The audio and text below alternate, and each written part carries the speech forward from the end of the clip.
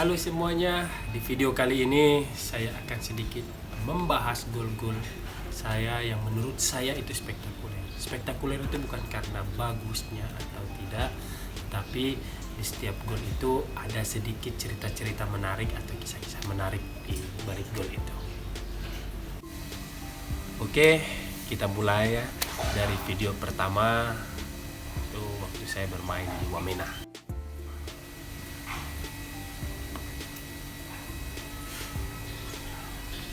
Ini gol saya yang menurut saya spektakuler waktu saya di Wamena, di Persiwa Wamena, waktu saya melawan Persib main di Sijalak Harupat. Kenapa saya bilang ini spektakuler?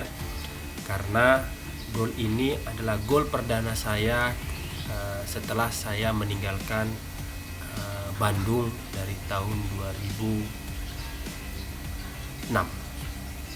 Itu saya bermain melawan Persib dan saya mencetak gol di sana di hadapan bobotoh, karena saya tahu saya kecil kan di Bandung, jadi menurut saya ini luar biasa. Lanjut di gol kedua. Di gol kedua ini saya bermain di Semen Padang. Gol ini tercipta waktu kakak Eli, seorang legend di Indonesia, mengambil tendangan bebas dan saya menyambutnya sambil berlari dengan kepala, dan skor pun menjadi 2-1. Tahun berikut setelah saya di Semen Padang, saya pindah ke Persisam Samarinda. Di sana saya mencetak gol yang menurut saya spektakuler karena saya cedera, operasi, terus dinyatakan sembuh setelah hampir 3 bulan. Di laga perdana setelah cedera saya mencetak gol salto. Jadi di situ ada cerita membuat saya lebih terpacu dan lebih semangat lagi setelah dari cedera. Dan skor akhir menjadi 4-1 untuk kemenangan Persisam. Di tahun 2014 saya pulang ke Bandung, di mana setelah 8 tahun saya bermain di luar, pulang ke Bandung, dan di Persib Bandung saya ada menciptakan 2 gol yang menurut saya spektakuler. Di gol yang pertama itu saya ciptakan waktu melawan Barito Putra, di mana di situ skor akhir 3-1 dan saya mencetak salah satu golnya dengan istilahnya balik Bandung atau salto. Itu menurut saya spektakuler untuk saya. Ngomong-ngomong soal Persib Bandung, di video kemarin banyak yang komen kenapa jersey pemain Persib Bandung tidak direview. Punten pisan, kami aya kalepatan. Jadi iya, pemain Persib Bandung jersey Yandi Sofyan. Saya dicanak waktu final Piala Presiden tahun 2015 Persib lawan Sriwijaya. Jadi punten aya kelapatan editor, maklumlah masih pemula, jadi masih banyak kekurangan. Gitu ceritana lur. Masih di tahun yang sama di Persib Bandung, di mana saya mencetak gol melawan PBR dengan skor akhir 2-2. Saya status pemain cadangan masuk ketika tertinggal 2-1, dan ketika saya masuk ada sesuatu hal yang janggal sekali saya lihat, di mana ada handuk yang besar itu tergantung di jala gawang.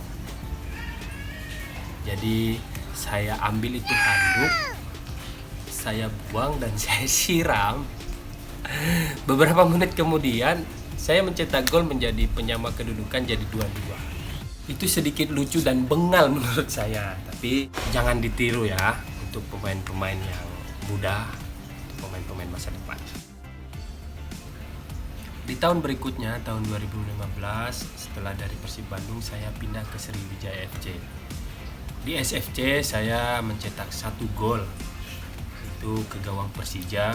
Saya mencetak yang menurut saya itu spektakuler adalah tendangan bebas waktu di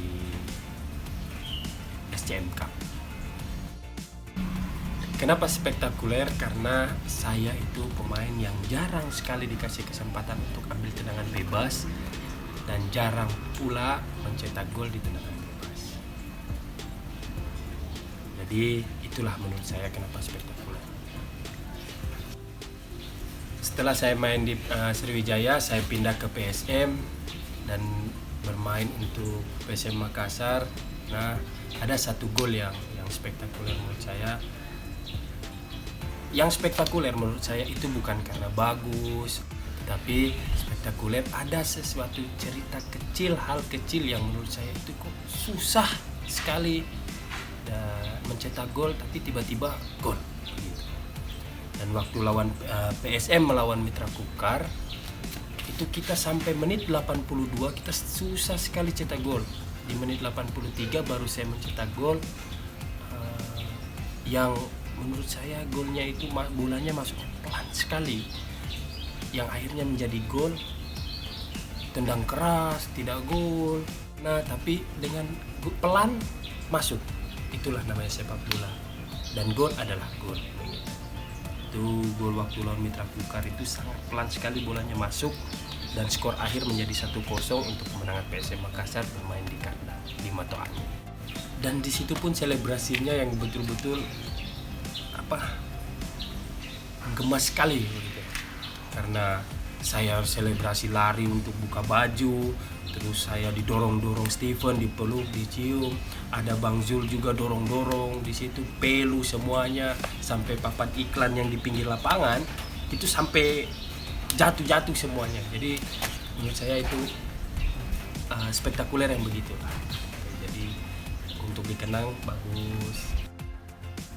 Dan gol terakhir yang menurut saya spektakuler itu di tahun 2020, di tahun ini, dimana gol yang terjadi saat tendangan bebas melawan Sleman, itu pertandingan perdana di Mato Angin Liga 2020.